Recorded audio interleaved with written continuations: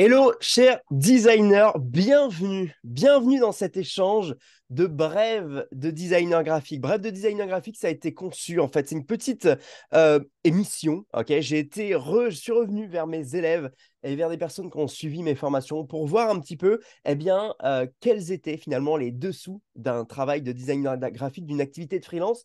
Donc, bienvenue, on va parler de différents éléments. On est avec Amandine Collard qui va se présenter dans quelques instants. Ce qu'on va voir dans cette émission, dans cet échange, ça va être tout simplement le dessous d'une activité de designer graphique. On va parler de marketing, de rentabilité, de relations clients, de gestion vie perso, vie pro, qui est un vrai challenge. Ok, peut-être que certains d'entre vous ont des enfants et peut-être certains d'entre vous sont même seuls, mais on a juste des manières différentes de gérer nos vies et on a cherché à être freelance pour être peut-être libre. Ok, et on va voir comment est-ce que tout ça finalement se gère, l'agilité qu'on doit avoir quand on est designer. On parlera d'intelligence artificielle. On aura un petit point de focus là-dessus. L'objectif, ça va être un petit peu de voir comment est-ce que nous, on le perçoit, comment est-ce qu'on ressent les choses.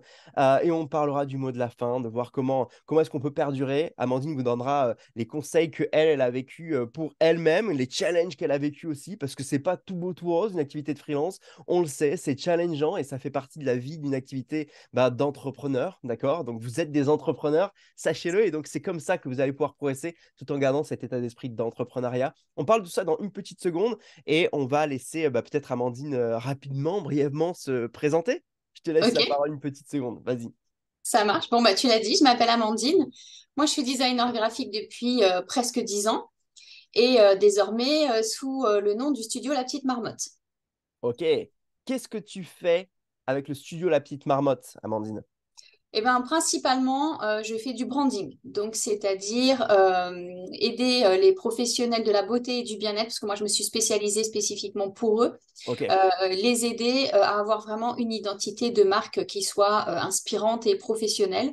yes. Et je peux les accompagner aussi sur la stratégie de marque, sur le naming, le nom de leur entreprise. Et puis après, une fois qu'on a travaillé l'identité de marque, je les aide à décliner sur tous les supports de communication, que ce soit site internet ou communication print ou digital. Yes, intéressant. Et d'ailleurs, s'il y a des clients qui cherchent les services d'une designer graphique, vous pouvez la contacter parce qu'elle est très spécialisée. On en reviendra dans une petite instance sur cette notion de la spécialisation parce que c'est très important. Et de toute façon, si vous suivez Brainy, vous savez que c'est quelque chose vers lequel je vais vous amener. Mais avant ça, on va peut-être revenir un petit peu en arrière. Qu'est-ce qui a fait, Amandine, que tu es venue finalement à faire du design? Et on peut rappeler un petit peu ton parcours. Ce serait pas mal d'avoir un petit peu ce storytelling de qui tu es vraiment et d'où tu viens en fait. D'accord. Ben, en fait, je suis venue au monde du design un peu par hasard, en fait, puisque j'étais gérante d'une boutique de cosmétiques bio et j'ai dû moi-même faire mon site internet, mes flyers, etc. Parce que à l'époque, j'avais pas forcément de budget pour faire appel à quelqu'un d'autre et je pensais comme beaucoup pouvoir tout réussir à tout faire toute seule. Hmm. Et puis, malheureusement, la conjoncture, le manque de communication sur ma boutique, etc., a fait que finalement, j'ai dû stopper cette activité. Clairement, j'ai fait faillite. Hmm. Et puis, du coup, que je savais faire tout ça, mon site internet, un peu des flyers, tout ça, j'ai mon conjoint qui lançait son activité, qui m'a demandé de le faire pour lui. J'ai des amis aussi qui avaient besoin de petites choses parfois qui me demandaient. Et finalement, j'ai fini par me dire, pourquoi en fait je ferais pas ça? Ça me plaît, j'aime bien faire ça. Donc, c'est comme ça que ça a commencé. En fait, je me suis formée un peu moi toute seule Mhm. pour apprendre ce métier et savoir de plus en plus faire les choses jusqu'à être capable de me lancer à mon compte, en fait. Yes, autodidacte donc, ok. Principalement, ouais. Il y a eu une Principalement. petite formation pour venir valider tout ça, mais qui était vraiment assez anecdotique, qui était assez creuse en termes de contenu qui nous était appris et j'ai un peu perdu mon temps malheureusement à Hmm. le faire. Mais pour moi, c'était important d'avoir un diplôme qui vienne officialiser un petit peu tout ce que je savais, Hmm. même si au final, j'en avais pas forcément besoin. Ah, yes, les designers autodidactes vont sûrement se reconnaître là-dedans. C'est vrai que moi, je suis pas autodidacte, mais j'ai vu en effet qu'il y a beaucoup de designers qui avaient besoin de cette validation. Tu sais. Sinon, le syndrome de l'imposteur étant là, ça nous écrase les épaules. D'ailleurs, les autodidactes, mettez-nous juste en dessous syndrome de l'imposteur si vous l'avez dans les commentaires, parce que j'imagine que forcément, c'est un truc qui fait vraiment du mal et qui empêche vraiment d'avancer en termes de mindset aussi, quoi. Est-ce que toi, tu l'as vécu, syndrome de l'imposteur? Est-ce que c'est un truc que tu as porté sur tes épaules ou finalement tu as réussi à le passer assez facilement? Ah non, complètement. C'est encore quelque chose contre lequel je me bats parfois Hmm. aujourd'hui. Non, non, je pense que voilà, et c'est pas forcément évident dans le sens où bah, moi j'ai toujours été à mon compte. J'ai jamais travaillé pour une agence ou quoi que ce soit. Donc non, je dois me battre en permanence Hmm. contre ça, même si maintenant je le vis beaucoup mieux. Ouais, c'est ça. Mais non, non, j'ai fait partie de ces designers qui bah, pensaient qu'il fallait se faire passer pour une agence pour avoir plus de crédibilité. Enfin voilà, ce genre de choses, quoi. Ouais, totalement. On est dans un métier qui n'est pas normalisé. Donc, à partir du moment où il n'y a pas de normalisation des choses, on ne sait pas vraiment comment est-ce que ça se rend un dossier client, on ne sait pas vraiment combien de propositions on fait, on ne sait pas vraiment si notre design est bon. Et tous ces éléments-là, en fait, font que on pourrait, quand on est autodidacte, se dire, OK, bah, qu'est-ce que font les agences? Qu'est-ce que font les autres que moi je ne fais pas ou qu'est-ce que éventuellement je loupe? Et en vrai, quand on regarde bien, nous, même avec OSB Communication, quand on s'est posé la question, pour ceux qui nous découvrent, hein, je suis ex-fondateur d'une agence de communication, et donc j'ai accompagné plus de 250 clients à créer des identités visuelles, etc. Et donc j'en ai créé une formation maintenant, ok, pour ceux qui découvrent la vidéo là maintenant. Ça permet juste de redonner le contexte, et juste pour comprendre ça, c'est quand nous on s'est lancé au tout départ avec OSB Communication, on a eu même cette phase nous-mêmes de se dire, mais est-ce qu'on fait bien les choses? Est-ce que les autres agences font pas un truc que nous on fait pas? Donc en fait, même quand on est diplômé, quand on a un diplôme, quand on a fait des études là-dedans, on a toujours ce truc-là. Pourquoi? Parce que finalement, l'entrepreneuriat, il n'y a rien qui est normalisé. À part quand on va chez un coiffeur, globalement, il y a toujours le même truc, hein, ok, on se fait laver les cheveux, il y a un soin, il n'y a pas de soin, on se fait couper les cheveux, il y a un standard, il y a un process. Chez les designers, bien qu'on retrouve des patterns, finalement, designer, agence et tous ces éléments-là, bah, finalement, chacun a sa propre méthodologie et chacun crée ses propres ingrédients et sa propre recette, quoi. Donc c'est pour ça qu'on se pose la question si on fait bien les choses ou pas. Ok, cool. C'est ça. Mais en même Euh, temps, c'est challengeant parce que le ouais, fait d'avoir ce syndrome de l'imposteur fait qu'on se remet en question en permanence. Quand on voit le travail des autres, ah, j'aimerais bien faire ça. Ah oui, tiens, ils font ça, c'est pas mal, ça me donne une idée pour agrémenter ce que je fais, etc. Donc, c'est pas forcément une mauvaise chose, en fait. je pense que c'est en effet la base de l'entrepreneuriat. C'est-à-dire que si t'as pas ça, comme tu dis, si t'as pas ça, t'as pas envie d'aller plus loin et t'as pas envie forcément de te remettre en question et tu peux te reposer un petit peu sur tes lauriers. En même Mm. temps, pour ceux qui veulent devenir freelance, entrepreneur, si vous cherchez de la stabilité et si vous cherchez juste à pas vous poser de questions, oubliez. Ok, c'est pas C'est fait clair. pour vous. Ok. Par contre, si vous voulez vous laisser l'opportunité de pouvoir parfois pousser un petit peu les plafonds de verre, de sortir de votre zone de confort, de retrouver finalement on va dire la liberté qu'on cherche à se donner. Attention, la liberté, elle est aussi intellectuelle, hein, parce que les designers finalement qui se mettent dans une activité de freelance ou entrepreneuriale et qui sont moins libres que s'ils étaient salariés, parce que finalement, il y a une charge mentale qui n'est pas facile à gérer. Tout ça, c'est super important, on va en parler d'ailleurs. Et donc, toutes ces choses-là font que on est obligé d'avoir le bon mindset, on est obligé de travailler sur son mindset. On en parlera de mindset juste après. Maintenant, je vais te poser la question, on va venir sur les notions de marketing un petit peu. Euh, Pourquoi est-ce que tu as choisi finalement de te spécialiser pour l'univers de la beauté? C'est ça? Est-ce que tu peux me redonner juste en une phrase, du coup, quelle est la cible spécifique à laquelle tu t'adresses? Eh bien, moi, j'accompagne en fait les pros de la beauté et du bien-être. Ok, Donc, tout ce qui est marque et enseigne beauté ou bien-être, ça peut être des instituts de beauté, des spas, des marques de cosmétiques, des ok. coachs bien-être, voilà. Ok, ça marche. Donc, tout l'univers de la beauté pour Mm. toi.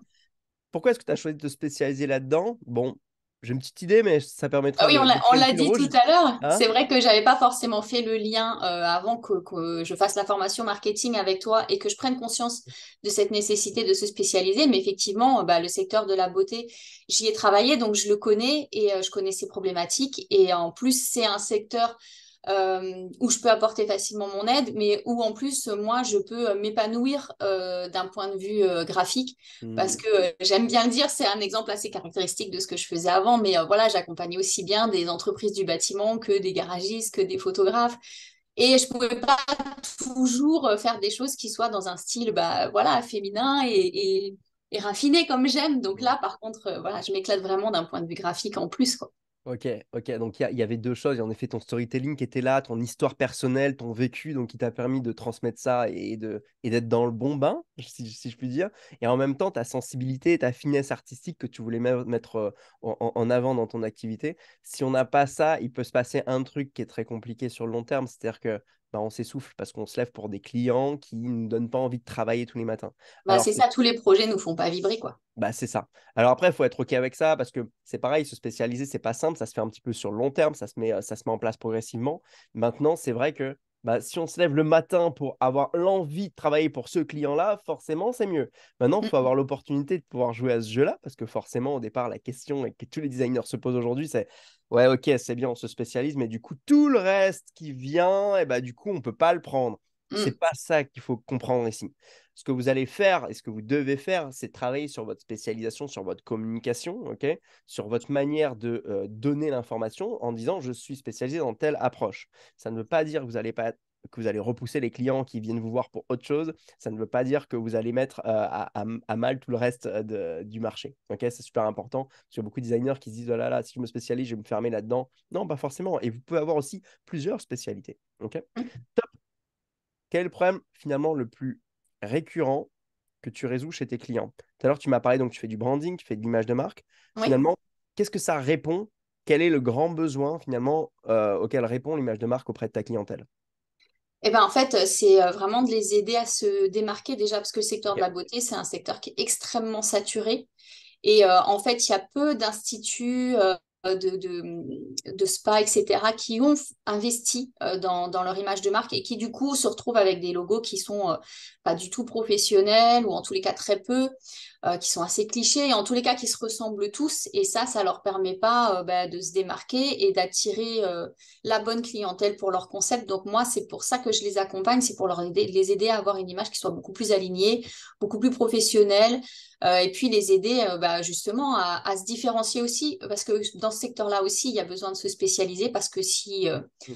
si on a un institut lambda qui fait un petit peu tout comme tout le monde, bah, finalement, le seul critère qui reste pour être choisi, c'est le prix, et ça, c'est pas ce qu'on veut. Et donc, voilà, c'est des accompagner vraiment dans la stratégie de marque pour les aider à trouver un concept qui les différencie, et ensuite d'avoir une identité de marque, un logo, etc., qui soit complètement aligné avec ça. Ok. Ce qui est intéressant dans ce que tu dis, c'est qu'on ressent aussi le background entrepreneurial qui est là. Et Mm. du coup, ce qui est très intéressant avec toi, avec les designers freelance, euh, alors non pas que j'ai rien contre les designers salariés, si vous regardez ça quand vous êtes salarié, c'est très bien, et parce que très souvent, d'ailleurs, on se dit, mais c'est différent, c'est deux mondes, oui, dans la manière de percevoir les choses. Toi, tu penses déjà à spécialisation pour tes clients. Donc, tu vas pouvoir avoir ce mindset de dire, OK, je l'ai fait pour moi, j'ai vécu cette partie-là, et je peux du coup aussi vous transmettre ces conseils-là. Bien que C'est t'es pas ça. coach en développement d'entreprise, mais tu peux avoir cette posture-là et ce conseil-là qui permet en même temps, du coup, d'orienter toute ta stratégie. Il Et y a quand beaucoup de on est. problématiques qui sont similaires. D'ailleurs, tout à l'heure, tu me demandais pourquoi je m'étais spécialisée, et c'est Mhm. vrai qu'on n'avait pas encore forcément répondu à la question, mais le fait est que, en tant que graphiste, avant le Covid, je trouve que ça allait encore. Les gens travaillaient en local, ils cherchaient un graphiste près de chez eux. Mais ensuite, on a pris l'habitude, bah, tu vois, de la visio comme on est en train de faire là. Les gens ont de plus en plus l'habitude du télétravail.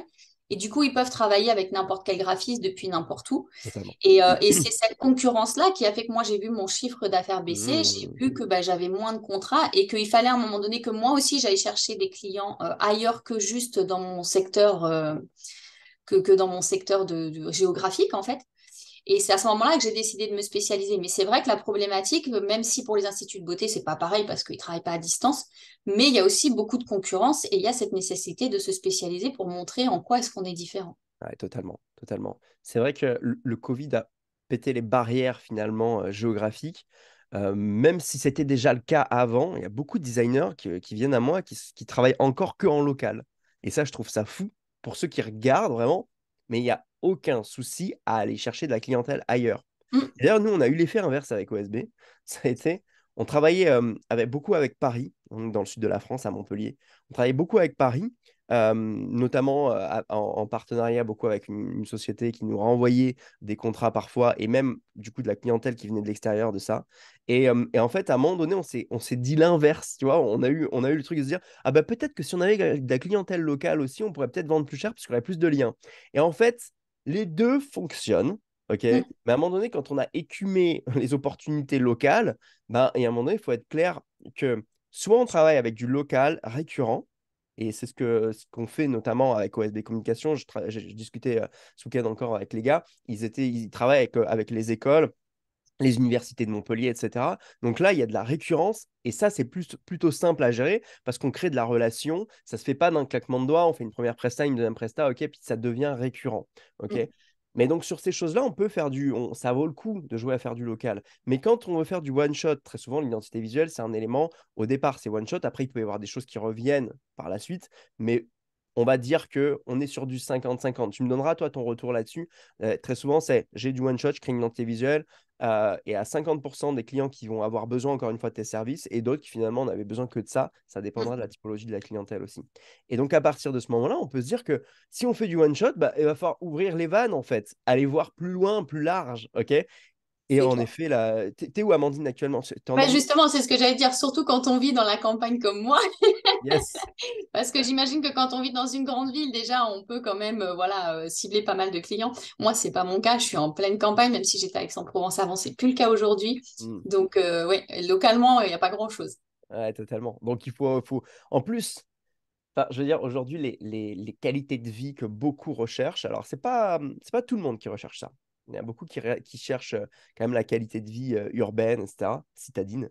Mais c'est vrai que de plus en plus de designers, au départ, c'était, OK, je veux être tendance et je veux rester dans le truc du cœur de ville qui bouge. Comme ça, je suis toujours calé sur les meilleures idées, sur tout ce qui se passe, parce que bien évidemment, ça bouge beaucoup plus. Et dans les grandes villes, ben, on a forcément des informations qui viennent à nous qu'on n'aurait pas quand on est à la campagne. Maintenant, ça a un peu changé avec Internet, un peu beaucoup. Et finalement, la qualité de vie de la campagne est quand même bien meilleure, OK? Mais par contre, là où on aurait perdu l'information qu'on pourrait retrouver dans les grandes villes, eh ben, on la retrouve sur Internet, on la retrouve ailleurs, ok, si on veut connecter. Donc, je sais qu'il y a beaucoup de designers qui, aujourd'hui, sont de plus en plus dans les campagnes. Et j'en ai beaucoup qui me disaient aussi, ben, j'ai peur du coup qu'on me perçoive un peu comme un plou, comme quelqu'un qui n'est pas à la page parce que je suis à la campagne. Est-ce que tu as ce truc-là, toi? Est-ce que tu t'es déjà posé cette question-là? Je me la suis pas forcément posée dans le sens où je communique pas forcément sur là où je vis et là Hmm. où j'habite. Quoique Mhm. j'ai fait un post Instagram il y a pas longtemps pour voilà Ouais. dire oui c'est vrai je l'avais fait. J'avais fait un post où je disais je pourrais vous dire que je vis dans un lieu paradisiaque. C'est comme font un peu pas mal Ouais. d'influenceuses etc. Mais Ouais. que non en fait moi je suis à la campagne et que c'est là que j'ai trouvé mon équilibre de vie avec mes enfants et ma famille. Hmm. Donc non j'ai pas trop ce syndrome-là. Ça arrive que des clientes à distance me demandent d'où je viens mais pas souvent en fait. Ok, ok. Ce qui est Ça fait pas important, partie de leurs préoccupations. exactement. Ce qui est important pour vos clients, c'est de savoir comment vous êtes bien dans vos bottes. Ok. Mm. Que vous soyez à la campagne, que vous soyez en centre-ville, que vous viviez dans un studio de 12 mètres carrés, ok. Peu importe. Ce qui est important, c'est qu'est-ce que vous rayonnez, qu'est-ce que vous vibrez, quelle est la passion que vous transmettez par rapport à votre design, par rapport à ce que vous voulez faire et comment est-ce que vous voulez les aider surtout. Yes. Ça. Puis les gens, ils voient la qualité de notre travail et avant tout, c'est ça qu'ils cherchent en fait. Hein. Leur préoccupation, c'est eux. Hein. C'est pas, voilà. Ah, c'est totalement. Donc c'est eux et quand je dis ils se préoccupent de comment est-ce que vous êtes bien dans votre tête, c'est pas pour savoir si vous allez bien, ça en effet on est d'accord, ils s'en foutent. C'est de savoir comment ça va se passer dans les relations avec eux. S'ils sentent qu'il y a quelqu'un qui est un petit peu fermé, à qui il va pas trop falloir faire de retour, etc., ils vont avoir peur d'être bloqués, d'être face à un mur qui bloquera les éléments. Or, si vous êtes quelqu'un d'ouvert et si vous avez la discussion facile et l'échange facile, ça, c'est un élément extrêmement important dont je parle jamais assez. C'est la réussite d'un projet, elle se fait pour moi à 80% dans la relation que vous entretenez avec le client. Ok, dans votre capacité à être ouvert, à bien évidemment, le reste, si on n'a pas les 20% de design graphique, c'est mort, ça ne marchera pas. Mais le reste, quand on est dans la prestation, savoir gérer l'émotion du client, savoir gérer comment est-ce qu'il perçoit les choses, la présentation, la suite, rester ouvert à la discussion, mais c'est super important. Est-ce que tu as des choses à nous dire là-dessus que toi, tu as vécu une Ah oui, fois? carrément. Ouais. Carrément parce que pour moi, justement, c'est extrêmement important. Voilà, j'ai une approche bienveillante dans la vie en général et voilà, optimiste et à l'écoute. Et j'essaye d'amener ça aussi dans mon travail. Mais je savais pas si réellement c'était perçu. Mais là, récemment, avec une de mes dernières clientes, où elle m'a fait un témoignage que vous pouvez retrouver en vidéo d'ailleurs. Elle me dit que voilà, ce qui a été extrêmement important pour elle, c'était que j'étais énormément à l'écoute. Et elle le répète vraiment plusieurs fois. Je pense qu'elle était très, très angoissée parce que bah, elle revoyait mais vraiment tout son concept d'institut de beauté et c'était un petit peu un moment critique pour elle parce que c'était où elle faisait ça et ça marchait ou où elle fermait. Donc elle était vraiment voilà, elle avait besoin de quelqu'un qui l'écoute, qui soit là pour elle et puis pour l'aider à choisir parmi les concepts, pour voilà Et elle a vraiment, vraiment apprécié le fait que je sois très, très à l'écoute et c'était ce dont elle avait besoin. Donc, ouais, c'est Hmm, extrêmement important. totalement. J'ai un de mes coachs qui m'a toujours dit, nos clients ont besoin d'être entendus, soutenus et reconnus. Mm. Entendus, être à l'écoute, ok, dans ce qu'ils font et entendus dans leurs problématiques qu'ils vivent tous les jours. Soutenus sur quels sont les grands freins extérieurs qui viennent à eux et qui les empêchent d'avancer.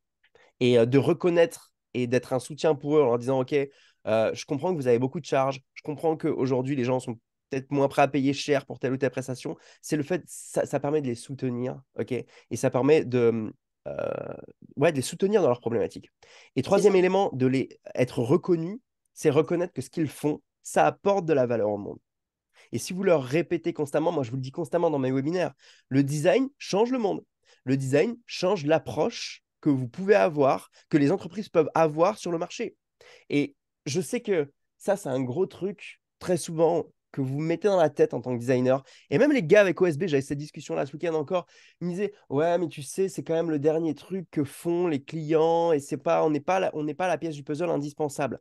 Non, on n'est pas la pièce du puzzle indispensable pour des gens qui démarrent. OK. Et c'est ce pourquoi d'ailleurs les entreprises qui démarrent ne sont pas prêtes à mettre des milliers d'euros dans leur identité visuelle. Et c'est pas ce que je conseillerais au passage. D'accord. Par contre, pour ceux qui ont déjà une activité qui marche, là, s'ils veulent faire la différence, et tu parlais vraiment de distinction au tout départ, ok, se différencier, ben, le design est très très important et il a une valeur haute, une valeur ajoutée qui est très haute.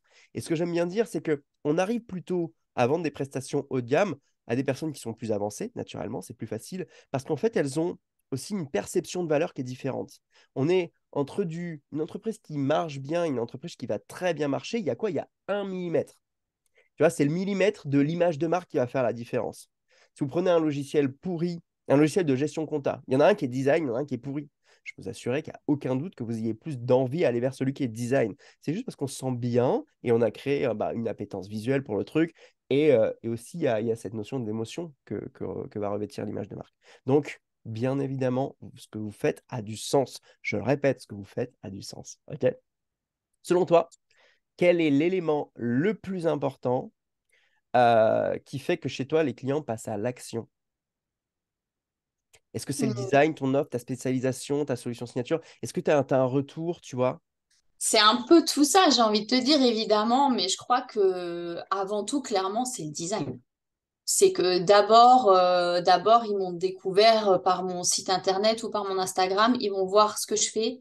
Ouais, Et la plupart du temps, quand je pose la question dans mon formulaire de contact, pourquoi est-ce qu'ils veulent travailler avec moi et pas pour quelqu'un d'autre? ouais, Et ben, la réponse la plus commune, c'est parce que ce que je fais correspond à ce qu'ils souhaitent, en fait. Parce qu'ils ouais, aiment mon style graphique. totalement. Totalement. Et ça, c'est super important. Number one, le design. OK? C'est ça. Pour ceux qui Et connaissent, après, ensuite, on fait connaissance et on voit mon offre et on en discute, etc. Mais la première chose qui les amène à moi, c'est ça. deux choses à retenir par rapport à ce que vient de dire Amandine. Un, déjà, posez toujours la question dans vos échanges avec le client ou dans vos formulaires, peu importe, de ce pourquoi ils vous ont choisi. C'est super important parce que ça permet de nourrir son étude de marché et du coup de s'en resservir, ok, pour savoir finalement quelle est ma distinction. Ok. C'est ça. Au début, on a du mal à poser la question parce que moi, je trouvais qu'il y avait un petit côté vas-y, fais-moi des compliments, Oh, hein. ouais, c'est ça. Vas-y, envoie-moi des fleurs. Ouais, ouais. C'était un peu ça. Mais c'est vrai que du coup, voilà, ça permet de comprendre mieux pourquoi le client nous choisit, nous, et qu'est-ce qu'on va pouvoir lui apporter. Donc, c'est super important. Comprenez votre propre valeur et en plus, c'est très bien. Qu'est-ce que tu vas pouvoir lui apporter? Parce que s'il te parle du design, tu sais que va falloir que tu restes dans ton style. S'il te dit, c'est parce que j'ai vu que vous aviez l'élément stratégique et que les autres l'ont pas, bah tu sais qu'il va falloir appuyer sur la stratégie. Donc naturellement, ça va aussi orienter ta prestation. Très bien. Je voulais complémenter là-dessus pour ceux qui savent, j'ai donc deux formations, Logo Maker Skills, Logo Maker Marketing.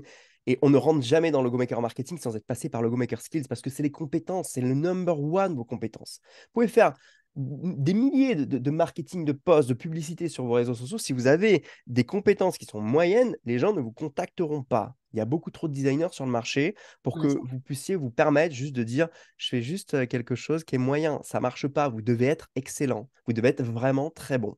D'accord? Et ça peut faire peur, ça va écumer peut-être pas mal de monde qui sont juste là pour faire quelques prestations comme ça. Vous devez être très bon. OK? Quel est l'élément le plus important qui fait que chez toi, que tes clients continuent à travailler avec toi? Bah, je pense que c'est déjà le fait qu'il soit satisfait de la première prestation. Donc ça, Ouais. forcément, hein. Mhm. Évidemment, moi, je fais tout pour que ça soit le cas et c'est le cas, donc ça va, c'est cool. Et puis, bah, c'est le fait que dès le départ, en fait, quand je fais une offre, je fais une proposition, différentes propositions commerciales où je propose déjà la suite des éléments parce qu'on a déjà discuté ensemble de, Mhm. OK, vous avez besoin d'une identité visuelle, mais ensuite, est-ce que vous avez besoin qu'on revoie la carte de soins? Est-ce que vous avez besoin qu'on revoie le site internet, etc. Donc déjà, j'essaye de proposer des différents packages, en fait, comme ça, je suis un petit peu assurée de continuer de travailler sur le projet. Donc c'est intéressant pour moi, bien sûr, mais c'est aussi intéressant pour la cliente parce qu'au moins elle est sûre d'avoir de l'harmonie totale sur toute sa communication.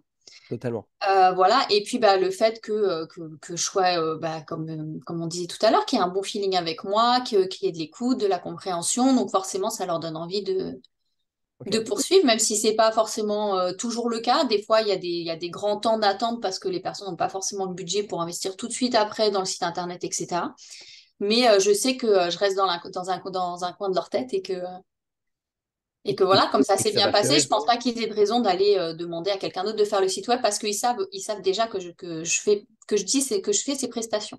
Ouais, Alors que totalement. c'est vrai qu'avant, où je proposais Mhm. pas cette proposition commerciale, on savait pas forcément que je faisais les sites internet, par exemple. Et du coup, les gens pouvaient aller voir quelqu'un d'autre et ah bon, tu sais, tu le faisais, je savais pas. Donc voilà. C'est le même cheminement qu'on a vécu avec OSB au départ aussi. On était tellement focus sur, OK, vous êtes venu nous voir pour ça, on va se mettre à fond là-dedans, mais on oubliait cette prise de hauteur. Et c'est vrai qu'elle est super importante de montrer aussi cette posture de quelqu'un qui sait voir les choses avec de la hauteur. Donc vous allez potentiellement avoir besoin, OK, d'un logo, d'une identité visuelle. C'est quoi le chemin en fait qu'on peut vivre avec vous? Et ça, c'est super important quand on fait le premier rendez-vous découverte avec le client, c'est de montrer qu'on a une capacité à prendre de la hauteur, à voir où est-ce qu'ils en sont et où est-ce qu'ils doivent aller. OK? Ça, on le voit beaucoup dans le Go Maker Marketing. C'est où est-ce qu'ils en sont, où est-ce qu'ils doivent aller et quels sont le chemin et les étapes. Et si vous oubliez de montrer qu'on peut faire ce chemin ensemble, bah, le client, bah, il ne le sait pas en fait. C'est C'est comme ça. tu viens de le dire, bah, en fait, je ne sais pas, je ne savais pas. Pour moi, je croyais que tu faisais que ça et puis c'est fini. Donc, Ça. bien évidemment, il y Et a en une plus, quelque possibilité part, même s'ils vont pas vouloir tout faire forcément, mais ils savent que on peut vraiment les accompagner enfin, moi en l'occurrence, sur un panel quand même assez large de prestations.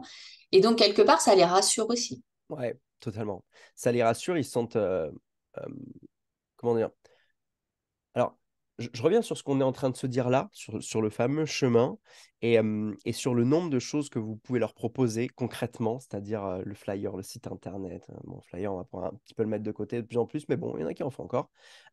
L'identité visuelle de manière générale, etc. Tous les éléments et tous les assets spécifiques et concrets que vous pouvez proposer sont pas toujours ce qui fait le plus rêver les clients. Donc, c'est pour ça que dans ce que tu viens de dire, gardez bien en tête pour ceux qui nous regardent, c'est que vous devez montrer à un client où est-ce qu'il en est aujourd'hui et où est-ce qu'il doit aller, ok, qu'est-ce qu'il rêve d'être, c'est-à-dire avoir une entreprise beauté à succès, c'est-à-dire avoir une image de marque harmonieuse, ok.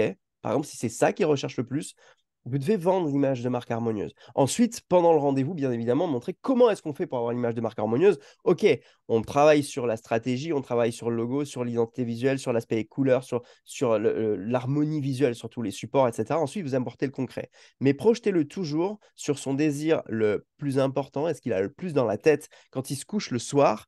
Il rêve pas forcément, votre client, de se dire j'ai envie d'un super logo. Ok. Quand il se couche le soir, il pense à tous ses problèmes et il se dit, tiens, si mon entreprise, elle marchait et si potentiellement on pouvait me percevoir comme une entreprise solide, crédible, qui a de la confiance, par exemple. Donc, vous devez appuyer aussi sur ce genre de termes pour éviter de rentrer dans les éléments trop techniques, trop complexes. Après, ça, c'est votre job, mais montrez que vous savez prendre de la hauteur sur le chemin que vous allez finalement l'aider à parcourir avec vous. OK? Super important. Quelle est finalement, quelles sont chez toi les prestations qui sont les plus rentables, sur lesquelles tu te dis, putain, ça, franchement, j'ai pas trop passé de temps et là, c'est cool, quoi. Faut pas le dire. Alors, on racontera une autre histoire après sur la notion de la rentabilité et du temps passé, Non, non, mais on peut, hein, je peux répondre, hein, bien je sûr. plaisante. Je crois que ce que je fais le plus, c'est l'identité visuelle et le site web. Clairement, le site web, c'est clairement ce qui est le plus rentable, ce qui est le plus facile. Ok. Pourquoi? Parce que bah il y a moins de travail créatif en fait, puisque l'identité elle a déjà été créée, il suffit de la décliner sur le site Hmm. internet. Mhm. Et à l'heure d'aujourd'hui, voilà, créer un site internet c'est devenu assez techniquement beaucoup plus facile. Bien sûr. Donc oui, mais ça apporte quand même beaucoup de bénéfices aux clients, donc c'est quand même quelque chose qui a un très grand intérêt et qui peut être facturé quand même assez cher, mais qui techniquement, voilà, ne prend pas énormément de temps. À toi. À moi, bah, ouais, j'en fais Et ouais. depuis plus de 10 ans, donc oui, pour Yes. moi ça va vite. Et Bah, c'est c'est ça qui est sûr, c'est sûr. tellement, tellement important. J'ai fait l'autre fois un reel sur un short sur une vidéo YouTube où je parlais d'une histoire qui est assez intéressante. C'est l'histoire d'une personne qui va directement travailler sur un navire qui ne marche plus. C'est un énorme navire qui est vraiment très costaud avec des énormes moteurs. Et donc, ça fonctionne plus, il y a un problème dans les moteurs. Et donc, ils font appel à un technicien qui a plus de 30 ans d'expérience. Le mec, il rentre dans le bateau et il sort un petit marteau. Il tape 5 fois à un endroit, ok, et le bateau remarche. Ok. Et une semaine plus tard, le technicien envoie sa facture à la personne qui gère le navire. Et donc, c'est une facture de 30 000 $. Et le mec renvoie un truc, il dit, mais c'est pas possible, vous rigolez, vous avez rien fait, c'est juste fou, dites-moi ce que vous avez fait concrètement. Et donc, il lui a envoyé le récapitulatif qui était le suivant. Sur la première ligne de la facture, il y avait euh, prendre un marteau, 5 euros. OK, marteau, 5 euros. Deuxième ligne, savoir où taper et comment taper. Et ça a été, du coup, 29 995 euros. OK? Et en fait, ce qu'on veut dire avec cette histoire, c'est pas tellement. On vend pas du temps passé. OK? Et ce que l'on veut comprendre, c'est que ce qu'on paye ici, c'est pas les minutes ou les heures ou les jours passés. C'est les 30 années, les 10 années, les 5 années d'expérience que vous avez passées en amont pour arriver justement à faire ce truc-là en 5 minutes, en 1 heure ou en peu de temps. Donc, ce que tu fais aujourd'hui et qui est rentable pour toi, ça n'a pas forcément, c'est pas important. Et si les clients nous regardent là-dessus, très souvent, on vous demande votre taux horaire. Demandez pas le taux horaire de vos designers et vous-même, vous basez pas sur un taux horaire parce que parfois, vous allez faire des choses très vite, vous allez juste être meilleur que d'autres là-dessus. Et il y en a qui vont se casser les dents pendant 3 semaines pour sortir la même chose, voire même moins bien. Donc, C'est ça. Mais ça serait pas logique en plus si on facturait autant passé, finalement, plus on deviendrait expert, moins on gagnerait notre vie. Donc c'est c'est ça. c'est logique, ouais. Vous pouvez demander à vos clients au passage, si on vous demande votre temps passé sur une prestation et qu'ils me disent, putain, tu passes que 3 jours et tu me factures autant, ok, bah à ce moment-là, si dans cette logique-là, vous voulez travailler par rapport à la logique du temps passé, à ce moment-là, est-ce que vous penseriez que c'est logique que j'y passe une année et du coup, je vous facturerai une année de travail pour la même prestation? Donc non, ça marche pas. Ok. Donc super important de garder ça en tête et ça me permettait de rebondir par rapport à ce que tu venais de me dire. Top. Donc pour toi, site internet est assez rentable à partir du moment, bien sûr, où tu as créé l'identité parce que bah, tu as mâché le travail et tu n'as plus quelque part à diffuser et à projeter une C'est ça. identité visuelle sur l'identité web. C'est normal. Top. Euh, Allez, on va rentrer dans les moments qui sont plus challengeants dans ton activité de designer parce qu'il y en a, c'est clair. Ouais. Quels ont été pour toi les moments les plus challengeants de ton parcours de designer? Le moment où tu t'es dit, putain, là, j'ai mis la tête sous l'eau, quoi. Ah bah c'est un peu le moment post-Covid hein, où on disait tout à l'heure que à ce moment-là, moi, mon activité a fortement baissé parce que j'étais pas spécialisée encore à cette époque-là, j'étais encore designer généraliste Ouais. et je faisais beaucoup d'affiches événementielles. Donc là Ok. déjà, Ah ouais. premièrement, là il y a eu une grosse chute. Hmm. Et puis même après, on aurait pu penser que ça allait repartir, mais finalement j'ai l'impression qu'en interne, pas mal de grosses mairies ont finalement pris des personnes directement et font moins appel à des intervenants extérieurs. Et puis, bah, comme on disait, hein, plus de concurrence, etc. Donc voilà, moi je voyais mon chiffre d'affaires qui baissait et à un moment donné, il fallait faire quelque chose. Donc là, effectivement, c'était très challengeant parce que je me suis même demandé s'il n'allait pas falloir tout stopper et reprendre un boulot alimentaire. Ouais, totalement. Mais c'est vrai que le Covid a fait du mal à beaucoup de designers. Et à l'inverse, j'en ai beaucoup qui ont su prendre l'opportunité, mais sur des niches un petit peu particulières. Mais c'est vrai que globalement, ça a fait du mal à tous les designers. J'ai envie de dire, les designers un peu en dur, qui faisaient beaucoup de print, de l'événementiel. Nous, on l'a vécu avec OSB, on a une grosse partie événementielle où on aide justement à des entreprises à créer des gros salons. Mais là, ça a été catastrophique parce que eux-mêmes étaient en train de reporter à chaque fois les éléments. C'est Ouais, ça. totalement. Donc Covid, ouais, on le garde, c'est clair. c'est clair. Bon, on s'en souviendra. On s'en souviendra. Quels ont été du coup les moments à l'inverse, les moments de réussite pour toi, les moments où tu t'es dit, tiens là, waouh, ça y est, je commence à sortir un peu la tête de l'eau, ou les moments où tu t'es dit, tiens, ça, j'ai réussi à trouver un truc qui me permet vraiment d'avancer. Ça a été quoi pour toi? Bah, c'était clairement, voilà, peut-être pas même à l'issue, mais pendant la formation logo maker marketing, je vais y arriver, Yes. que j'ai suivi avec toi, où j'ai revu mon positionnement. Mm. Et c'est là que, parce que je me disais, mais dans quoi je vais me spécialiser? Je savais pas vraiment encore, j'avais pas trouvé le petit truc à moi. Et quand à un moment donné, je l'ai trouvé, je me suis dit, mais oui, tous les logos que je choisissais qui me plaisaient le plus, ils étaient issus de l'univers beauté. Mm. Et là, je me suis dit, ah, mais moi aussi. Et alors là, j'ai trouvé mon truc et là, ça m'a motivée, Mm. mais à 3000%. C'était sous ton nez en fait. Ouais, c'est vrai. J'y avais jamais pensé, faut le faire quand C'était même. sous ton nez. Non mais c'est toujours ça en fait. C'est toujours ça. D'ailleurs, c'est marrant parce que par rapport à ce que tu me dis, c'est ce pourquoi d'ailleurs je vais créer un événement. Alors, à l'heure où vous regardez cette vidéo, peut-être que l'événement sera passé, je ne sais pas. Je vais créer un événement autour justement euh, d'un séminaire dans lequel je vais vous faire déguster une super côte de bœuf à la fin. Et c'est marrant parce que c'est parti d'un truc comme ça où je discutais avec un de mes coachs qui me disait, mais on n'allie jamais assez les éléments qu'on aime vraiment et qu'on fait tous les jours ou pour lesquels on a vraiment une appétence. Et je me suis dit, tiens, mais il faut vraiment fusionner ces deux éléments-là. Et là, toi, tu l'as fait avec ça. Et je pense que c'est un vrai game changer. C'est pas que de se dire ah, j'ai une passion pour et du coup j'en fais un business. C'est de se dire parce que très souvent on peut avoir une passion, mais la forme de cette passion ne peut pas être rémunérable ou rémunérée. La preuve, toi, ça n'a pas marché sur ta première activité où c'était directement en dur et du coup tu as quand même pu transposer la finesse, la sensibilité que tu aimais dans cet élément-là pour pouvoir faire du graphisme.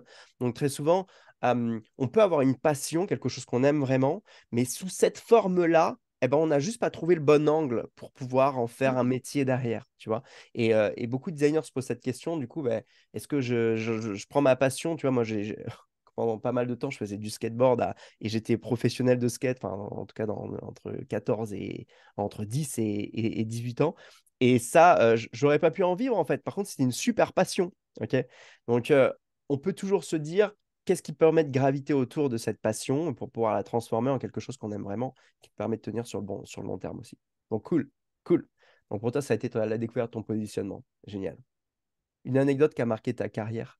Est-ce que tu as un petit truc comme ça qui vient, même aussi spécifique soit-il?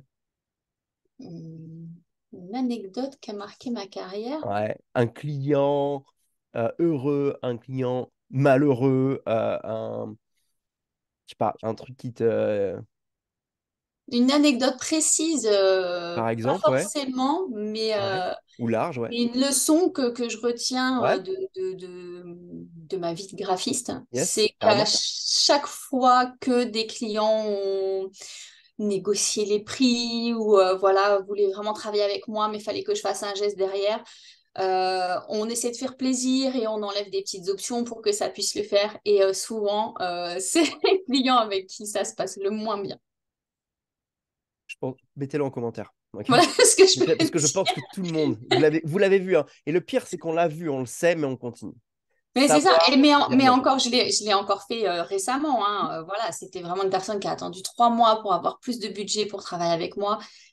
Et voilà, elle avait quand même pas suffisamment, j'ai accepté de baisser. Et résultat, ben, on n'est plus du tout dans la même relation client que j'ai Hmm. avec mes autres clientes qui me voient vraiment plus comme une experte et qui respectent voilà, les moments où elles doivent me donner leur retour, les moments où il doit y avoir des paiements intermédiaires, etc. Tout est dans les clous, il n'y a pas de problème. Et là, par contre, c'est pas du tout le cas. Et je me suis dit, plus jamais. Le cadre n'est pas le même. Le cadre de Non, la c'est formation n'est ça, pas le ouais, même.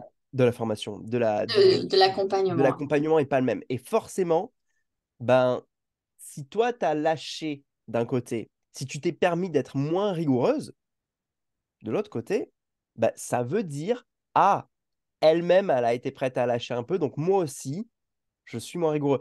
Et ça, c'est un truc énorme. Pareil quand vous faites des rendus clients. Alors moi, j'étais pas bon là-dessus. Je prenais toujours plus de temps avec OSB. Mais sachez, quand on vous donnait une date de rendu, respectez-la. Parce que si vous la respectez pas, le problème, c'est que le client derrière, il peut avoir cette notion de Ok, lui, il n'a pas respecté sa date de rendu. Du coup, non, dans un truc où ça va, moi aussi, j'ai le temps. Et c'est inconscient, hein. Il fait pas ça pour vous emmerder au passage, hein. Mais c'est juste, il se dit, moi j'ai le temps, parce que bah, lui aussi, il est pas rigoureux. Et quand vous êtes face à des gens rigoureux, bah, naturellement, déjà, vous-même, vous avez une autre posture. Ok, C'est donc, ça. Mais je pense pas que de la part de ma cliente, il y ait quelque chose de volontaire, hein, ah pas bah du tout, totalement. hein, pas Non, du non, tout. c'est que c'est comme ça, Mais voilà. totalement. Bon, cool, c'est bien de partager ça. Prenez-en de la graine. Allez, on va rentrer dans la partie vie perso, vie pro. Et là Mhm. aussi, il y a du taf d'organisation. Ok. Pour ceux qui ont des enfants, mettez-moi, j'ai des enfants en commentaire. Et pour ceux qui ont des challenges, mettez enfant challenge. Ok. Parce que je crois qu'aujourd'hui, il y a un vrai truc qu'on parle peu dans le développement entrepreneurial sur Internet. Il y en a beaucoup qui se vendent de faire des millions, etc. Pas dans les sphères graphisme, etc. Parce que c'est pas l'état d'esprit. Mais par contre, on parle très peu de cette notion de il y a une vraie différence quand on est parent, quand on a des enfants et quand on n'en a pas. Ok. Et ça, j'aimerais vraiment revenir avec toi là-dessus parce que je sais que tu es maman, je crois, de deux enfants. Enfin, tu vas Ouais. nous en parler. Et ça, c'est. Je ne vais pas parler de frein. Enfin, c'est un frein pour l'aspect entrepreneurial. Après, ça apporte plein de choses et ça peut nous combler dans bien des éléments dans notre vie. Mais par contre, c'est vrai que c'est un vrai challenge. Comment est-ce que toi, tu t'organises au jour le jour? Est-ce que tu as une routine? Est-ce que tu peux nous en dire plus, ok, sur ta vie perso, entre guillemets, hein, on va rester. Oui, ouais, ouais, entre guillemets. Ouais, ouais, ouais, c'est vrai. Moi, j'ai deux jeunes enfants, donc ils sont à l'école. Donc voilà, c'est plus facile que Hmm, quand ils étaient tout petits et qu'ils n'y étaient pas. Mais du coup, bah, je travaille pendant qu'ils sont à l'école. Et à la fois, tu vois, on a un métier qui est créatif, mais j'ai pas. Enfin, quand on imagine quelqu'un de créatif, on imagine quelqu'un de très désorganisé. Moi, c'est pas du tout mon cas.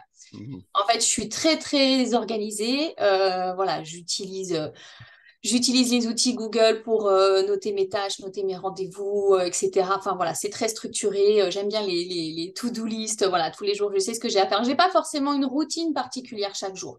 ok. Ça dépend de, voilà, est-ce que j'ai un projet en cours? Est-ce que je suis en attente d'un retour client? Est-ce que, enfin voilà. Donc je m'adapte par rapport à ce que j'ai à faire. Mais effectivement, je suis extrêmement organisée et voilà. Et j'adore ça parce que enfin, le fait d'être indépendante et d'avoir des enfants, parce que bah, je peux couper à 17 heures et être avec eux. Hmm, Voilà, et je travaille pas le mercredi non plus, etc. Après, moi, c'est vraiment mon choix personnel. Parce que mon but dans la vie, c'est pas de devenir riche, etc. Mon but, c'est mhm. d'avoir, voilà, de mener une vie Qui te plaît. simple où, voilà, je peux assumer la vie de tous les jours, on peut se faire plaisir, on peut faire des choses, mais voilà, je pourrais les laisser tard à la garderie pour bosser plus et en faire plus, mais moi, ce que je veux, c'est profiter vraiment un maximum, bah, voilà, d'être avec eux, quoi. Yes, yes, ok, c'est cool. Dans tout ça, il y a plein de trucs, en effet. Je crois que la majorité des designers ont un peu cet état d'esprit que tu peux avoir, c'est-à-dire que je vis pas pour travailler, ok, je travaille en même temps pour vivre. Et on parlera de cette scission que certains peuvent avoir entre le business et la vie perso. Mais dans cette notion-là, il y a aussi le côté de se dire, ok, certains peuvent se dire, et pour ceux qui vont avoir des enfants, moi ça a été le challenge au moment où j'allais avoir des enfants, mais comment je vais faire? Déjà, je m'en sors pas sans enfants. Ok. Et toi, tu as cette rigueur peut-être peut-être qui t'est naturelle, pour certains, peut-être qu'elle ne l'est pas. Ok. Et c'est très intéressant de retrouver de la créativité, mais dans un cadre. Et comme tu le dis, on pourrait croire que les designers sont désorganisés ou que ça part dans tous les sens. Il faut juste cadrer ce truc-là, se laisser partir dans tous les sens, mais dans un cadre. Oui, Et c'est ça, au moment de la créativité, mais avoir vraiment un processus client qui soit très organisé, ça fait perdre voilà. beaucoup moins de temps, en fait. On sait vraiment, voilà, on a des étapes précises, ça, c'est super important. Et pour rassurer ceux qui vont avoir des enfants qui n'en ont pas encore, moi je sais qu'il y a un truc que je peux partager. Alors est-ce que c'est universel? Pas forcément, hein, mais en tout cas c'est ma manière de percevoir les choses et comment moi je l'ai vécu. C'est on a, à partir du moment où j'ai eu les enfants, euh, déjà au départ, grande panique. Comment je vais m'organiser? Parce que moi, je suis plutôt à la base désorganisé. Ah, ok. Je fais des formations, tout ça. Alors là, dans la formation, ça va être carré, etc. Mais sinon, je suis plutôt globalement désorganisé. Et en fait, le fait d'avoir des enfants et d'avoir des éléments que tu peux pas procrastiner, c'est-à-dire qu'il faut aller les chercher à la nounou, il faut aller les chercher à l'école. Et bien en fait, ça vous redonne un cadre et ça Ouais, vous c'est évite sûr. de sortir. Ça vous, hop là, j'ai pas le droit de, non, je peux pas, je vais pas la laisser toute seule à l'école, c'est pas possible. Et en fait, vous vous rendez compte que ce qui est le fait que ce soit désorganisé, c'est très souvent que c'est que vous ne vous êtes pas mis des contraintes suffisamment rigides, ok, qui vous permet vraiment de vous mettre dans le cadre. Quand vous êtes dans ce cadre-là, après, vous pouvez faire ce que vous voulez. Mais une fois que ça s'est calé, bah, ça permet d'avancer. Et pour le coup, l'arrivée des enfants, eh ben, bah oui, ça permet d'être plus organisé. Parce que ça, vous n'avez pas le choix, c'est no way. C'est Donc, ça. ceux qui ont peur, oui, c'est challengeant. Vous ne serez jamais Oui, les c'est parents que ça. vous Genre. voulez. On peut éviter, on peut oublier de se dire, oh, je finirai le soir. Non, tu peux pas. T'es T'as rincé, pas tu le vas te choix. coucher. T'as pas le choix. Et après, par contre, pour revoir ce truc-là, parce que rien n'est universel, si à l'inverse, vous avez une vision entrepreneuriale où vous voulez tout mettre et que dans vos valeurs hautes, finalement, votre entreprise prend les devants par rapport à votre vie de famille, vos enfants, vous avez le droit aussi. Et c'est là où c'est important de ne pas se dire, et moi j'ai vécu dans un truc comme ça au départ où c'était presque honte de développer ton entreprise et de faire 1 heure de plus le soir parce qu'en fait, bah, tu as peur qu'on te dise que tu es en train de délaisser ta famille. Ok, parce que globalement, quand on regarde les films à la télé, c'est le mec qui travaille trop. Finalement, il arrive à la fin de sa vie, il n'a pas profité de ses enfants parce que en fait, il a fait son entreprise et puis c'était fini. Mais en fait, ce qu'on oublie de dire, c'est qu'il y a des gens pour qui, bah, finalement, ça les nourrit d'être entrepreneur. Ils se lèvent, ils regardent des vidéos d'entrepreneuriat, ils mangent sauce entrepreneuriat, ils discutent d'entrepreneuriat. Et en fait, ça les nourrit. Donc, C'est ce qui ça. est important, il n'y a pas de vérité absolue. Ok, Non, chacun chacun, y trouve son chacun y équilibre. trouve son équilibre. Et c'est important de comprendre que euh, ce qui vous donne le plus d'énergie, bah, c'est là où vous allez être le plus à l'aise. Et c'est là où vous allez être prêt à travailler plus. Par contre, bien évidemment, si vous sentez que vous êtes en train de délaisser votre famille parce que vous travaillez trop, bah, c'est parce qu'il y a cet équilibre-là. Donc, c'est-à-dire qu'il faut aller un petit peu du côté de votre famille. Donc, il y a vraiment chacun à sa manière de percevoir les choses. Et c'est important de le dire là-dessus aussi. Et d'ailleurs, moi, mon conjoint est entrepreneur aussi, puisque OK. lui, il est dépanneur informatique, donc il a son atelier annexe à la maison. On est tous les deux auto-entrepreneurs. Yes. Euh, et lui, il n'a pas du tout la même organisation que moi. Alors Hmm. après, bon, voilà, moi, je suis plus à m'occuper des enfants parce que j'adore ça et que voilà, c'est ce qui me fait plaisir. Mais en même temps, ça donne un équilibre parce que des fois, si parfois il peut m'arriver de ne pas avoir terminé un projet, ce qui est quand même assez rare, et ben je sais que lui, il est à la maison aussi, donc on peut se soutenir l'un l'autre, voilà, par rapport à ça. Mais voilà, pour lui, c'est le travail avant tout et aucun problème. Yes. Chacun y trouve son compte. Et pour le coup, vous équilibrez. Et ça, c'est bien en C'est ça, fait. oui aussi. Ça fait que ça marche. Est-ce que tu fais partie de ceux qui pensent qu'il faut tout couper vraiment et scinder vie perso, vie pro pour avoir allégé ton esprit? Ou est-ce que tu penses au contraire que ton activité, c'est le prolongement d'une partie de ta vie et que c'est le prolongement de toi et que finalement, il n'y a pas de raison de créer une barrière? Comment est-ce que tu vois les choses là-dessus, toi? Bah, créer une barrière, si tu veux, comme nous, on est deux auto-entrepreneurs, si on discute pas un peu de notre boulot, alors qu'en plus on est à la maison et on n'a pas de collègues avec qui discuter, avec qui veux-tu qu'on en discute, donc non, on en discute. Hmm. Après, voilà, moi, pour moi, bah, mon bureau, il est dans ma maison, hein, Donc, c'est OK. C'est OK donc de voilà, discuter j'ai pas entrepreneuriat le forcément soir. besoin de faire une coupure très précise. Par contre, voilà, Hmm. quand il est 17 heures et que je suis avec les enfants, bah, je suis avec les enfants à Hmm. 100%. Totalement, Voilà. totalement. J'ai beaucoup de... Mais ça, c'est plus chez les salariés, tu vois. Les salariés, il y a beaucoup de... on arrive au boulot, on arrive à la maison le soir et à le dîner. Ah non, on parle pas boulot, tu vois. Mm. Et en fait, mais pourquoi on parlerait pas boulot? Pourquoi on parlerait pas de ce que l'on vit, de ce qui nous passionne le plus? Parce qu'en fait, le problème, c'est que parler de boulot, c'est un problème. Tu vois, où ça veut dire qu'il peut y avoir, quand on est salarié, notre boulot nous gonfle. Si vous avez cette peur de parler de boulot à table, c'est pas qu'il y a un problème que vous n'arrivez pas à scinder les deux, c'est qu'il y a un problème, c'est que vous n'êtes pas bien dans votre job. OK? Et qu'il faut en sortir vite. Ou c'est que ça intéresse pas l'autre aussi, hein, parce que moi, quand il me parle des cartes mères qui démontent, je suis perdue, hein, mais Ouais, et bah, ou alors retrouver votre manière de lui donner envie de parler de carte mère de manière plus sympathique et avec plus de séduction. Donc, super important pour nous aussi. C'est vrai que moi, j'ai tendance à être plutôt dans la partie. Pour moi, c'est le prolongement de qui je suis, mon activité. Pour moi, les deux sont mêlés en fait. Et c'est marrant parce que ma fille, elle me dit, elle a 5 ans, elle me dit, ça, papa, c'est un logo. Ça, papa, c'est un logo. Et en fait, Et c'est marrant parce que du coup, ça crée du lien, ça renforce qui je suis et je ne suis pas que formateur, je ne suis pas que papa, je ne suis pas formateur. Ok. Donc, il y a ce truc-là, qui vous êtes et l'entièreté de ce que vous faites dans votre vie. Ok. Ouais, Il y a ouais. différentes casquettes, certes, mais on n'est pas obligé de les enlever à chaque fois. Ok. Non, mais c'est vrai que moi, les enfants, ils aiment bien aussi venir au bureau et me dire, oh, il est beau le logo que tu fais. Attends, j'essaye de refaire le même. Et tu vois, ils me piquent mes cahiers et puis ils essayent de les refaire. Ah yes, trop chou, trop chou. Ben voilà. Donc, Mes carnets de croquis sont gribouillés de leurs dessins. Voilà. peut-être qu'ils sortiront une Je super idée. partage mon bureau des fois. Très bien. Ok, top. Bon, on a fini cette petite partie vie perso, vie pro. On va passer à intelligence artificielle. Ouais. Euh, Aujourd'hui, il y a beaucoup, beaucoup de peur autour de ça. Beaucoup de designers me posent des questions. Qu'est-ce que va devenir notre activité? Qu'est-ce que ça va engendrer dans le futur? Est-ce qu'il y a des choses qui vont nous bloquer? J'ai pas de réponse absolue là-dedans. Je menais des modes de réflexion comme ça. J'en ferai d'autres vidéos sur la chaîne. Qu'est-ce que toi, tu en penses? Quel est ton avis là-dessus dans les médias?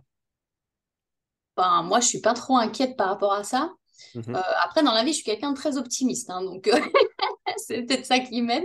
Non, je suis franchement pas inquiète par rapport à ça. Je trouve que nous, en tant que designer, ça nous aide. Enfin, moi, ça m'aide beaucoup pour quand j'écris des contenus, etc., trouver d'autres idées. Je trouve ça vraiment super intéressant. Par contre, je trouve enfin, au point de vue design, c'est pas au point du tout.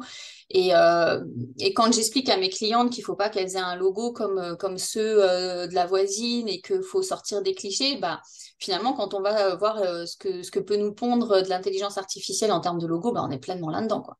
Totalement. Ça invente rien de nouveau, c'est cliché à souhait.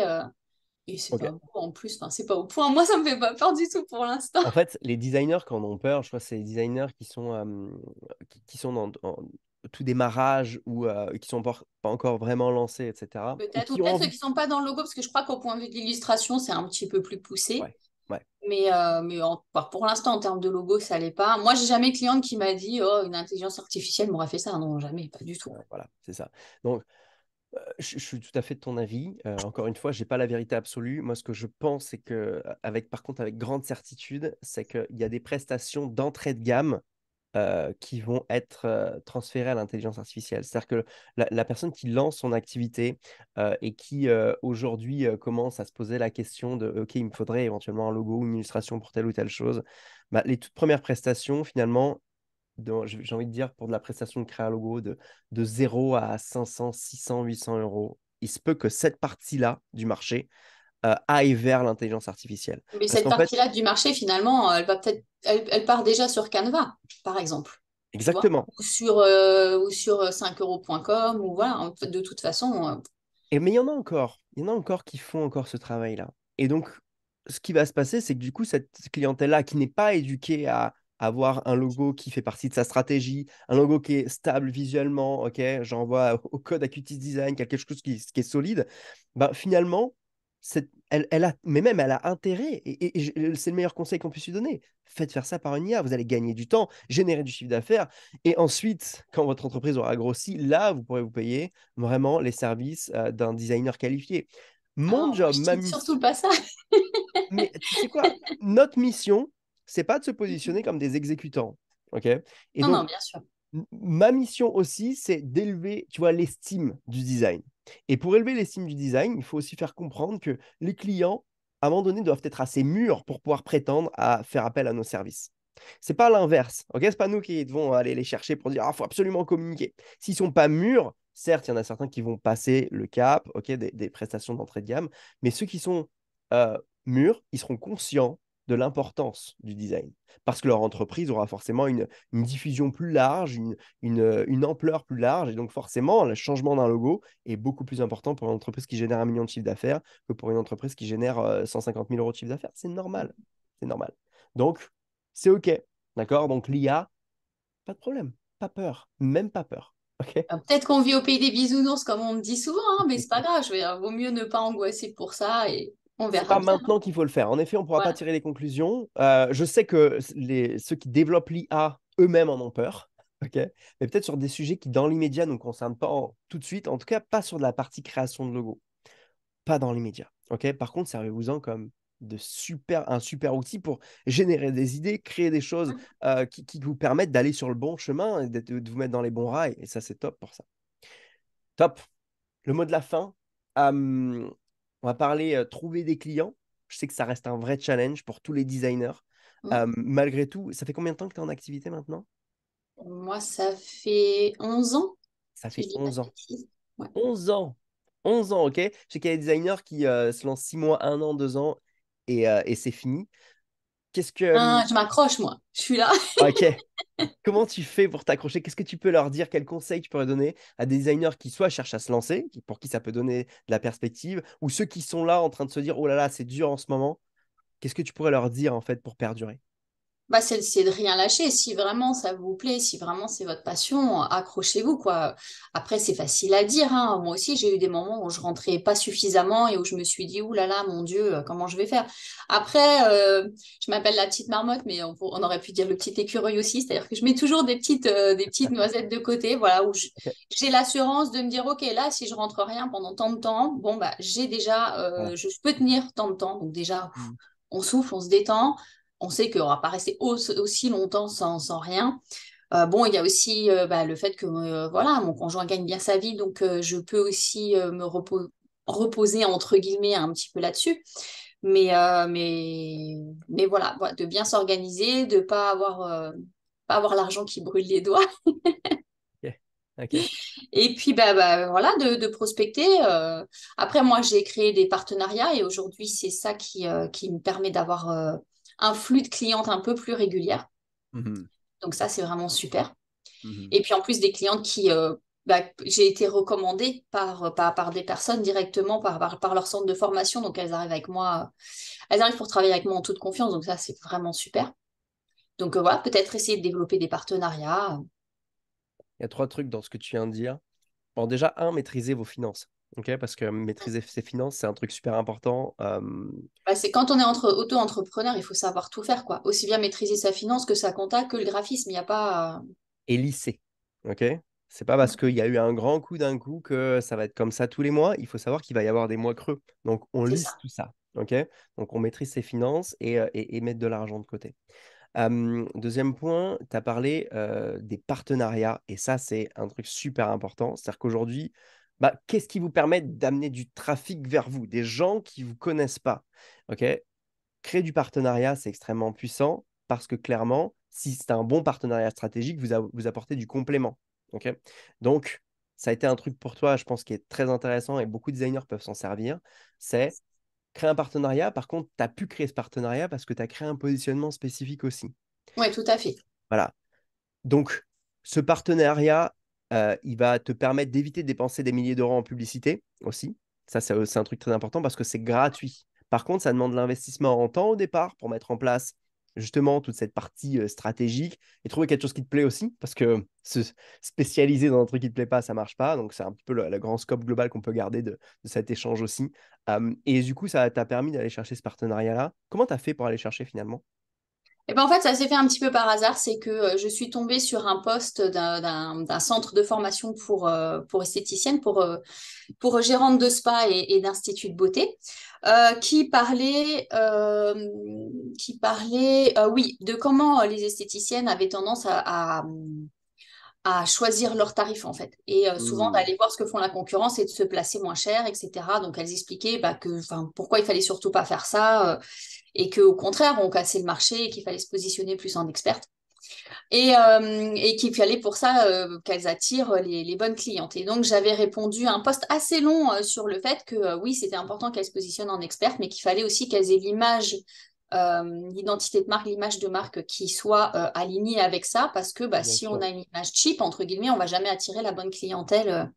Et donc, en fait, la directrice de ce centre a lu mon post, elle l'a trouvé hyper intéressant, elle a regardé qui j'étais, ce que je faisais. Et c'est là que elle m'a proposé qu'on fasse un appel ensemble pour faire connaissance. Hmm. Donc, c'était plutôt cool.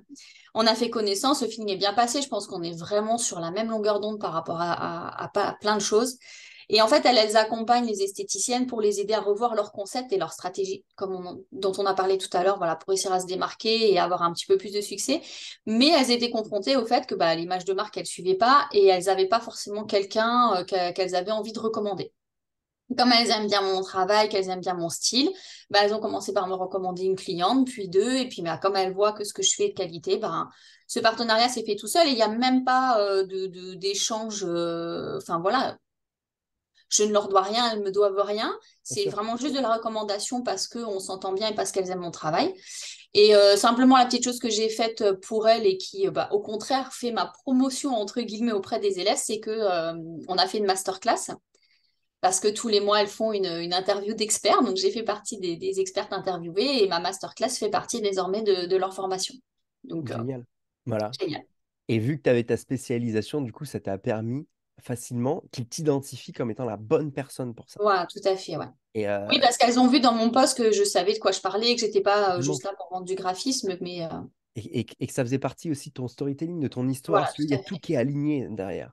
Et donc ça, pour ça, bravo, parce que en plus, c'est pas toi qui es venu vers elle, ok? Non, Et là, en c'est plus, ça ouais. qui est assez marrant, c'est que du coup, elles sont venues vers toi. C'est la force aussi d'avoir un positionnement qui est spécifique. C'est que forcément, quand tu tombes dans les clous de tout ce que les clients que tu veux toucher ont besoin d'entendre, bah forcément, ça peut pas être une autre personne. D'accord? Hormis s'il y en a d'autres qui se positionnent encore une fois sur ce même créneau. Mais l'objectif est C'est de possible. comprendre en quoi est-ce qu'on est différent et tu as su le faire et du coup, ça t'a permis d'obtenir ce partenariat stratégique. Top! Génial. Merci Amandine pour ces échanges. On arrive au bout je sais pas, on parlait de podcast pour ceux qui l'écoutent en podcast ou pour ceux qui le regardent en vidéo. En tout cas, bravo pour ça. On a pu voir les dessous d'une activité de designer. C'est challengeant, il y a plein de choses à voir et en même temps, il y a des choses qui nous permettent de sourire et de se dire qu'on a fait le bon choix. Si je reviens globalement sur le grand scope de tout ce qu'on s'est dit, tu as choisi de te spécialiser, ça t'a permis justement d'avoir un positionnement spécifique qui aujourd'hui te permet de créer des partenariats, qui te permet justement de faire venir une clientèle de manière plus ou moins régulière. Hein, on est d'accord que c'est pas forcément Oui, un truc qui se c'est fait. pas encore complètement On est régulier, OK, hein. ça se travaille tout au jour le jour. Pour toi, C'est le ça. truc le plus important pour que tes clients passent à l'action, finalement, ça a été le design, ça a été l'élément qui fait que finalement les gens regardent ton portfolio. Beaucoup peuvent croire que c'est le marketing sur la création de logos, sur l'identité visuelle, l'image de marque, sur le travail du designer graphique. C'est l'élément principal, c'est le design. Pourquoi? Parce que c'est de la preuve sociale, c'est la preuve de votre travail. Et bien évidemment, le marketing est super important après. Mais il est important quand on a su créer son positionnement, quand on a vraiment travaillé en profondeur sur son design. Ok. Avant ça, no way, ça n'existe pas. Enfin, en tout cas, ça n'a pas d'intérêt à y aller dessus. Oui, ils allaient gagner quelques clients au départ. Sauf que le problème, c'est que sur le long terme, et ça, c'est la question qu'on avait posée après, qu'est-ce qui fait que les gens reviennent? Ils reviennent parce qu'il y a un travail qui est de qualité et qu'il y a une relation client qui est épanouissante avec toi, parce que tu rayonnes, parce que tu aimes bien leur donner du conseil, parce que tu es en lien avec eux. Ok. On a parlé de cadrage, faire attention à ce que le cadre soit bien posé, ok, pour pas que vous vous retrouviez à faire le Pinocchio, ok, fais-moi un peu comme ça, les délais qui sont des délais qui sont extensibles, et puis finalement plus Oui, c'est personne. ça. Être à l'écoute des clientes, c'est être à l'écoute de leur angoisse, etc. Mais c'est pas, enfin, il faut savoir aussi leur dire, ça, c'est tes goûts à toi et c'est pas forcément ce qui convient à ta cible. Totalement. Donc le cadrage permet aussi de garder cette posture de Voilà, faut pas être professionnel. juste exécutant. Exactement. On a parlé des prestations les plus rentables pour toi. C'est la seconde qui vient après la première, ok, qui est l'identité visuelle. Tu as posé tous les éléments. Donc pour toi, ensuite, faire le site internet, c'est forcément une aubaine parce que tout est juste à décliner. Et ça, c'est top. Les moments de réussite pour toi, je crois que ça a été, si je ne me trompe pas, la partie des moments de prise de conscience de ton positionnement. Mm. Ok. Et ensuite, vie perso, vie pro, toi, tu as su gérer ces crédits. Moi, ce que je retiens dans ce que tu m'as dit, c'est cette notion d'agilité. Ok, il n'y a pas de on fait comme ça ou on fait pas comme ça. On peut en parler. Par contre, quand je suis avec mes enfants, je suis à 100% avec mes enfants. Et ça, je retiens bien, ok, parce que c'est super important de ne pas avoir le cerveau pris par le travail après, mais ça n'empêche pas d'en parler. Ça n'empêche pas que ce soit le prolongement de vous-même. Ah, bah, quand on est en train de réfléchir à une idée de logo, des fois, il y en a qui viennent en même temps, hein, Bah ouais, totalement. et c'est d'ailleurs même souvent dans ces moments-là. Alors après, on peut les noter vite fait, puis on va les revoir après. Mais oui, on a le cerveau qui mouline toujours, hein. On a le cerveau qui mouline toujours. Sur la partie intelligence artificielle, on a dit que ça ne nous faisait pas plus peur que ça. Ok, ça ne veut pas dire qu'il ne faut pas s'en préoccuper. On a dit qu'il y avait une partie du marché qui allait directement partir et peut-être qu'elle commence déjà à le faire naturellement avec les outils comme Canva, les choses faciles d'accès. et c'est normal. Donc, vous allez intérêt à vous positionner plutôt comme des designers haut de gamme, des consultants en design graphique, plus que des graphistes exécutants, ok? Parce que sinon, vous perdez la posture et vous perdez l'opportunité, justement, que vous ayez des clients qui non plus vous fassent travailler pour de l'exécution, mais qui écoutent vos idées, ok? Ah, puis il faut remonter un peu le niveau du métier, quoi. Il y a trop de gens qui pensent qu'un design, ça coûte rien et ça, c'est juste pas normal. Et ça, c'est une erreur. Ce que vous vendez, c'est pas concrètement le design. C'est ce à quoi il va servir. Vous vendez de la crédibilité, vous vendez pas un logo. Ok. Vous vendez de l'harmonie visuelle. Ne vendez pas le logo ou les formes d'un logo. Parce que si on regarde un logo, forcément, en trois coups de plume sur Illustrator, il est torché. C'est pas le sujet. Ok, souvenez-vous, ok, ce que vous vendez à vos clients, c'est pas les heures ou les jours passés, c'est les 30 années d'expérience avant ou c'est les 120 heures de formation que vous avez fait pour apprendre la création de logo ou l'identité visuelle. C'est ça que vous vendez à votre client. Et enfin, ce qu'il paye, en tout cas, c'est ça. D'accord? Euh, et le petit mot de la fin, c'est jamais simple, ok? Ça demande toujours à travailler, ça demande toujours à travailler en profondeur, mais je vais pas dire on aime ça, mais ça fait partie du choix et de nos choix. Maintenant, il faut savoir les maîtriser et trouver ton positionnement. Ça a pu t'aider notamment à générer ces partenariats stratégiques. Donc bravo à toi. Merci Amandine Merci. pour cet échange. Pour Je tous t'en ceux à prie. qui ça a plu, dites-nous en commentaire si ça vous a plu, si vous voulez avoir plus de retours de designers de l'intérieur. On était from scratch, hein, il n'y aura pas de montage. Je la publierai telle qu'elle. Et puis, je serais ravi de pouvoir vous retrouver sur d'autres vidéos. Pour ceux qui ont aimé ça, likez, partagez. Et puis, abonnez-vous à la chaîne YouTube. Brand Design, on parle spécifiquement de création de logotypes, d'identité visuelle. Je suis spécialiste justement en images de marque et j'aide vraiment les designers à performer en termes de création de logotypes et ensuite à vendre leurs services, à se positionner comme a pu le faire Amandine notamment. Donc, pour ceux qui veulent continuer à suivre cette aventure-là, je vous laisse vous abonner à la chaîne YouTube ou mettre un petit commentaire dans le podcast juste en dessous. Merci encore une fois à toi, Amandine. Et puis, comme d'habitude, pensez design. Salut tout le monde. Bye bye. Ciao.